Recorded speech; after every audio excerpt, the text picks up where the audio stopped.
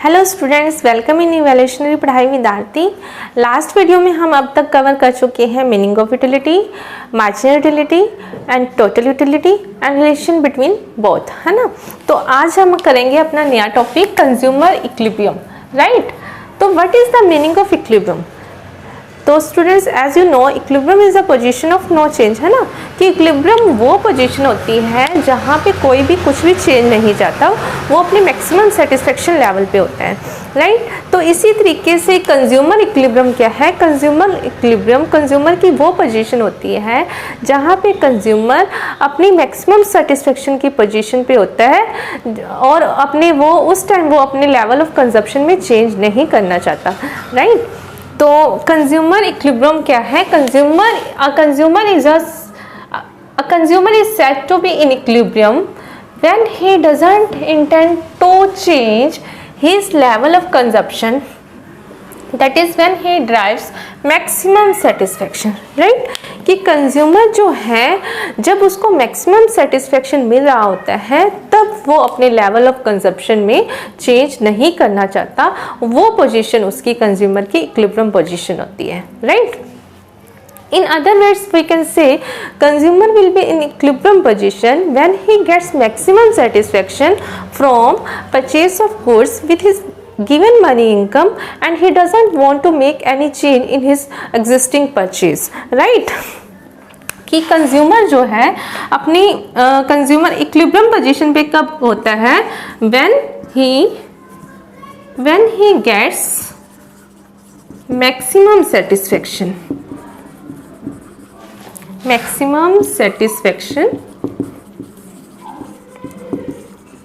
from purchase of goods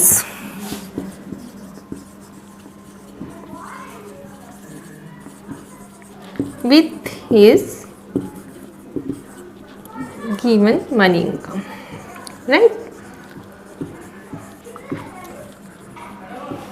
means जितनी उसके पास money income है उससे वो उतनी क्वांटिटी परचेज कर रहा है जहाँ पे उसको मैक्सिमम सेटिस्फेक्शन मिल रहा है और उस टाइम वो अपने लेवल ऑफ कंजप्शन में या लेवल ऑफ परचेज में जो अपनी एग्जिस्टिंग परचेज है उसको वो चेंज नहीं करना चाहता, तब कंज्यूमर क्या होता है? अपनी इक्विलिब्रियम पोजीशन पे होता है, राइट। तो कंज्यूमर इक्विलिब्रियम दो फैक्टर्स पे डिपेंड करती है। First one is price and second one is marginal utility of commodity, right. तो इन दोनों फैक्टर्स पे जो है कंज्यूमर की इक्विलिब्रियम पोजीशन डिपेंड करती है। अब हमने कंज्यूमर इक्विलिब्रियम को समझना है दो केसेस में। फर्स्ट केस है सिंगल कमोडिटी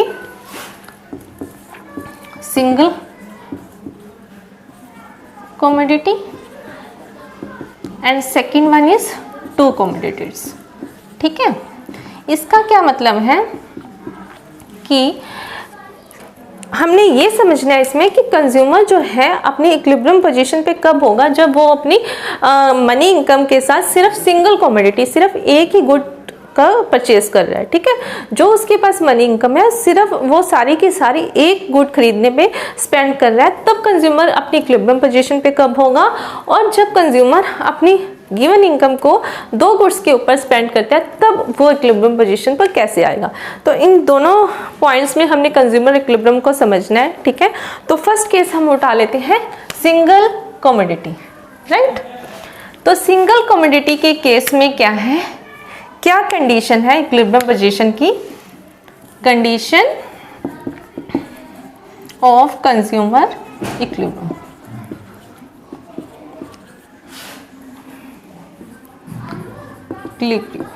राइट। तो फर्स्ट केस में सिंगल कमोडिटी के केस में कंज्यूमर जो है इक्विलिब्रियम पोजीशन पे कब होगा? ये क्या कंडीशन दी है? उसके लिए कंडीशन दी गई है कि when marginal utility of commodity will be equal to the marginal utility of money in terms of price, right. तो मीन्स हमें ये बताया गया है कि जब कंज्यूमर अपनी मनी इनकम को एक गुड पे स्पेंड करेगा तब कंज्यूमर इक्विलिब्रियम पोजीशन पे तब आएगा जब मार्जिनल यूटिलिटी ऑफ कमोडिटी, जो वो कमोडिटी यूज़ कर रहा है, परचेज कर रहा है, कंज्यूम कर रहा है, उसकी मार्जिनल यूटिलिटी किसके इक्वल होगी? Marginal utility of money in terms of price. ठीक है, तो लास्ट वीडियो में मार्जिनल यूटिलिटी ऑफ कमोडिटी ये तो हम समझ चुके हैं। अब हमें समझना है कि marginal utility of money in terms of price क्या है, राइट? तो स्टूडेंट्स, जब भी हम कोई चीज़ परचेज करते हैं तो परचेज करने के लिए हमें कुछ ना कुछ सेक्रीफाइस करना पड़ता है, कुछ ना कुछ प्राइस पे करना पड़ता है उसके लिए, राइट? तो जो हम प्राइस जो पे करते हैं, अगर उसी को हम इन टर्म्स ऑफ यूटिलिटी देखें तो that is called marginal utility of money. ठीक है, तो जो प्राइस हम पे कर रहे हैं, सेक्रीफाइस कर रहे हैं, उसी को अगर हम इन टर्म्स ऑफ यूटिलिटी देखें that is called marginal utility of price या marginal utility of money, right? तो इस चीज़ को अभी हम और अच्छे से समझेंगे। इसके लिए हम जो अपना कल एग्जाम्पल लेके चले थे पानी वाला, उसी शेड्यूल को हम कंटिन्यू करते हैं, राइट? ठीक है स्टूडेंट्स, तो उसी शेड्यूल को कंटिन्यू करते हैं। हमने क्या लिया था? नंबर ऑफ यूनिट्स हम ले लेते हैं, नंबर ऑफ यूनिट्स ले लेते हैं, या हम ले लेते हैं नंबर ऑफ ग्लास, जो हमने पानी का एग्जांपल लिया था, नंबर ऑफ ग्लास। ठीक है, सेकेंड हम ले लेते हैं मार्जिनल यूटिलिटी ऑफ कमोडिटी या वाटर, जो हम पानी पी रहे हैं उससे। एंड नेक्स्ट कॉलम है utility sacrificed in terms of money या प्राइस, राइट? तो ठीक है, हमने कल देखा था कि जब हमने फर्स्ट ग्लास पानी पिया तो हमें कितनी यूटिलिटी मिली? 8 यूटिल, राइट? और सेकेंड ग्लास पानी पिया तो हमें कितनी यूटिलिटी मिली? 6। थर्ड ग्लास पिया तो 4, फोर्थ क्लास में हमारी सेटिस्फेक्शन फुल हो गई, एंड जब फिफ्थ क्लास पानी पिया तो हमारी यूटिलिटी नेगेटिव हो गई, राइट? अब utility sacrifice in terms of money क्या है? फॉर एग्जाम्पल हम मान लेते हैं कि हमें जो एक गिलास जो पानी है, एक गिलास वाटर जो मिलता है, उसका प्राइस क्या है? 1 रुपीज़। ठीक है, अगर हम इसी प्राइस को इन टर्म्स ऑफ यूटिलिटी देख लें, in terms of utility measure कर लें, तो हम मान लेते हैं कि 1 रुपया जो है प्राइस, उसकी यूटिलिटी, मार्जिनल यूटिलिटी कितनी है? Late 4 units, right? मीन्स जो 1 रुपया हम सेक्रीफाइस कर रहे हैं, पे कर रहे हैं, उसकी इन टर्म्स ऑफ यूटिलिटी देखें तो उसकी वैल्यू कितनी है? 4 यूनिट्स के इक्वल, राइट? तो अगर हम फर्स्ट क्लास पानी का खरीदते हैं तब भी हमें कितनी यूटिलिटी सेक्रीफाइस करनी पड़ रही है? 4 इन टर्म्स ऑफ प्राइस। ठीक है, और ये तो कांस्टेंट ही रहेगी, चाहे हम दूसरा ग्लास खरीदें तभी भी हमें 1 रुपया ही देना पड़ेगा, दैट इज इक्वल टू 4, और तीसरा ग्लास खरीदें तभी भी हमें 1 रुपया देना पड़ेगा, that is equal to 4 units. ठीक है, तो हमें जो यूटिलिटी सेक्रीफाइस करनी पड़ रही है इन टर्म्स ऑफ प्राइस, वो हमारी कांस्टेंट है। ठीक है, तो अब हमने देखना है कि यहाँ पे जो कंज्यूमर है वो अपनी इक्विलिब्रियम पोजीशन पे कहाँ पे होगा। ठीक है, तो हमने क्या कंडीशन लिखी थी कि मार्जिनल यूटिलिटी ऑफ कमोडिटी किसकी इक्वल होनी चाहिए? Marginal utility of price, marginal utility of money. ठीक है, इन टर्म्स ऑफ प्राइस। तो हम अब देखेंगे कि यहाँ पे जो कंज्यूमर है वो अपनी इक्विलिब्रियम पोजीशन पे कहाँ पे आ रहा है। ठीक है, तो मार्जिनल यूटिलिटी ऑफ कमोडिटी और marginal utility of money in terms of price कहाँ पे इक्वल है? यहाँ पे। इट मीन्स जो ये पॉइंट है, ये कौन सा पॉइंट है? Consumer equilibrium, right? तो कंज्यूमर जो है अपनी इक्विलिब्रियम पोजीशन पे जब वो तीसरा ग्लास पानी का पिएगा तो वो अपनी कंज्यूमर जो है इक्विलिब्रियम पोजीशन पे होगा, और वी कैन से कि वो 3 गिलास खरीदने के बाद पानी, वो चौथा गिलास नहीं खरीदना चाहेगा, यहाँ पे वो अपनी इक्विलिब्रियम पोजीशन पे होगा। ठीक है, अगर कंज्यूमर 4th ग्लास पानी खरीदता है या पीता है तो यहाँ पे देखेंगे हम, क्योंकि फोर्थ गिलास पानी से जो मार्जिनल यूटिलिटी मिल रही है that is not equal to the marginal utility of money in terms of price, क्योंकि ये 0 है और ये 4 है, तो this is less than that. ठीक है, तो ये हमारा पॉइंट, आई होप आपको अच्छे से ये शेड्यूल समझ आ गया होगा। ठीक है, कि अब हमें समझ आ गया कि कंज्यूमर जो है इक्विलिब्रियम पोजीशन पे कब होता है, जब मार्जिनल यूटिलिटी ऑफ कमोडिटी किसको इक्वल होती है, marginal utility of money in terms of price equal होते हैं, तब कंज्यूमर अपनी इक्विलिब्रियम पोजीशन पे होता है। अब स्टूडेंट्स इसी शेड्यूल को हम ग्राफिकली देखेंगे। ठीक है, ये OX पे हम ले लेते हैं नंबर ऑफ यूनिट्स, मीन्स जो नंबर ऑफ ग्लास वाटर का हम यूज़ कर रहे हैं, यहाँ मार्जिनल यूटिलिटी प्राइस OY पे। ठीक है, कितने गिलास पानी है, 5, 1 2 3 4 एंड 5। ये डिस्टेंस जो है बिल्कुल इक्वल होना चाहिए। ठीक है, 2 4 6 8। ठीक है, जब फर्स्ट ग्लास पानी का पिया तो कितनी यूटिलिटी मिली, 4, सेकेंड ग्लास पे 6, थर्ड पे 4 एंड फोर्थ क्लास पे जो यूटिलिटी है वो हो गई 0। तो ये है हमारा मार्जिनल यूटिलिटी कर्व। ठीक है, ये बिल्कुल स्ट्रेट जाना चाहिए ऐसे, राइट। अब जो utility sacrificed in terms of price है, तो ये तो 4 ही है, दैट इज कांस्टेंट है ना। चाहे आप एक फर्स्ट क्लास पानी का लो तब भी आपको कितना सेक्रीफाइस करना पड़ेगा in terms of marginal utility, 4 units. Second glass लो फिर भी, थर्ड ग्लास पे 4 एंड फोर्थ ग्लास पे। ठीक है, ये तो कांस्टेंट ही है, तो सॉरी ये बिल्कुल स्ट्रेट आपने स्केल से अच्छे से बनाना है, डबलिंग नहीं करनी है। ठीक है, तो यहाँ पे जो है कंज्यूमर जो है अपना, यहाँ पे कंज्यूमर इक्विलिब्रियम पोजीशन पे होगा। ठीक है, दैट इज इक्विलिब्रियम पॉइंट। अब स्टूडेंट्स देखो, ये जो पॉइंट्स है इक्विलिब्रियम पोजीशन, 4 गिलास जो पानी वो पीता है, 3 गिलास जो वो पानी पीता है, यहाँ ये जो ऊपर वाला पार्ट है इसको हम बोलेंगे कंज्यूमर सरप्लस, और this is called losses, right. I hope आपको ये पूरा शेड्यूल विद डायग्राम आपको अच्छे से consumer equilibrium in case of single commodity के केस में अच्छे से समझ। Yes friends, now consumer equilibrium in case of 2 goods. ठीक है, जब कंज्यूमर अपनी मनी इनकम को 2 गुड्स पे स्पेंड करता है तब कंज्यूमर इक्विलिब्रियम पोजीशन पे कब होगा, कैसे होगा, वो चीज़ हमने इसमें देखनी है। ठीक है, तो ये हम consumer equilibrium with the help of cardinal utility approach के हेल्प से हम देख रहे हैं कि कंज्यूमर इक्विलिब्रियम पोजीशन पे कब होगा। ठीक है स्टूडेंट्स, तो अब हम 2 गुड्स, पहले जो हमने किया था सिंगल कमोडिटी किया था, सिंगल गुड किया था, अब हम कर रहे हैं 2 गुड्स के केस में जब कंज्यूमर अपनी मनी इनकम को 2 गुड्स पे स्पेंड करता है। ठीक है, तो हम यहाँ पे 2 गुड्स की एग्जाम्पल ले लेते हैं। एक गुड ले लेते हैं good X and second is good Y। ठीक है, तो एक गुड हम इमेजिन कर लेते हैं, कुछ ले लेते हैं, let ice cream, and second one is कुछ चॉकलेट ले लेते हैं, राइट।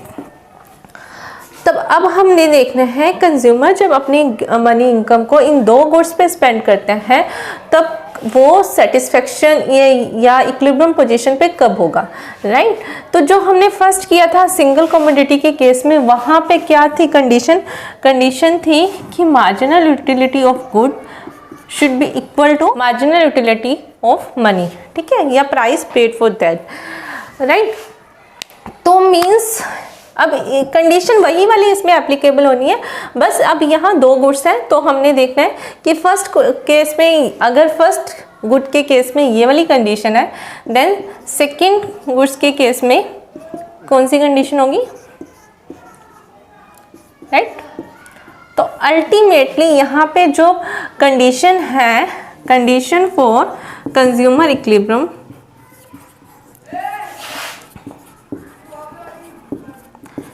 यहाँ पे अल्टीमेटली जो कंडीशन बनती है कंज्यूमर इक्विलिब्रियम की बन जाती है marginal utility of good x, price of good x, marginal utility of good y and price of utility y, y।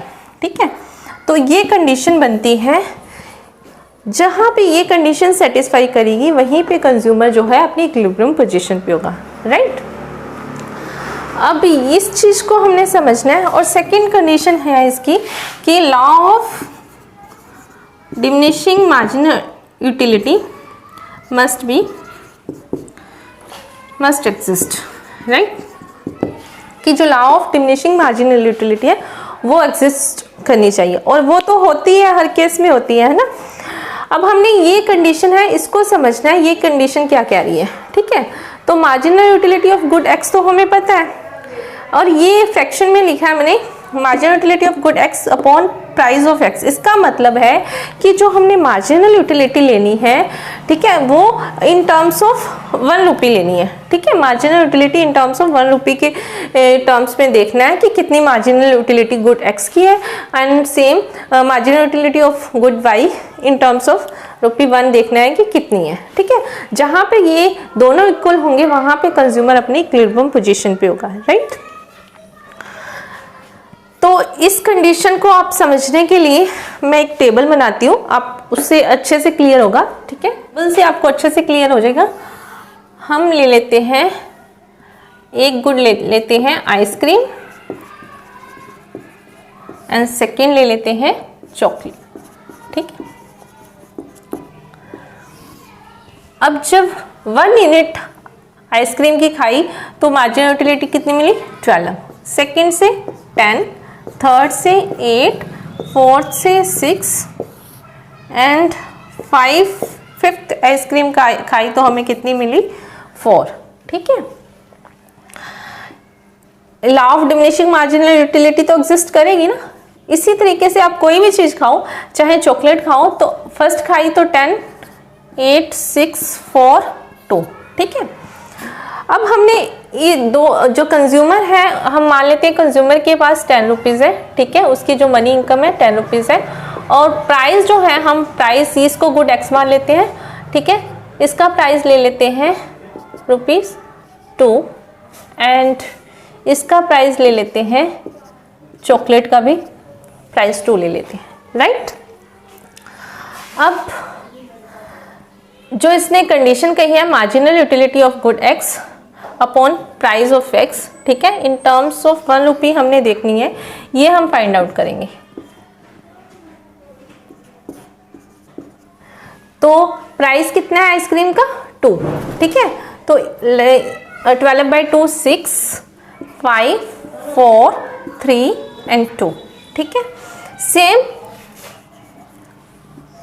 Same हम ऐसे ये निकाल लेंगे marginal utility of Y upon price of Y, ठीक है।